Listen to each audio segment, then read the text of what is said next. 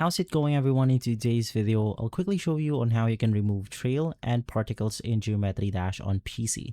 So in order to do this, we actually have to remove the files from the game resources itself. So of course, the first thing that you want to do is to just head over to your Steam, right click on your Geometry Dash application, and then you could just click on the browse option right here, which will then take you to the Geometry Dash file location.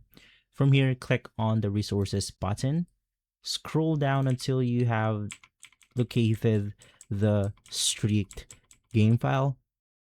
From here, to make things easier, you can also search for streak in the resources path, and then you want to look for the trail that you want to modify. So in my case, I'm going to modify this. You can just double click on it, and from here, let's then click on the edit option. Now it's as simple as basically turning everything black on this page.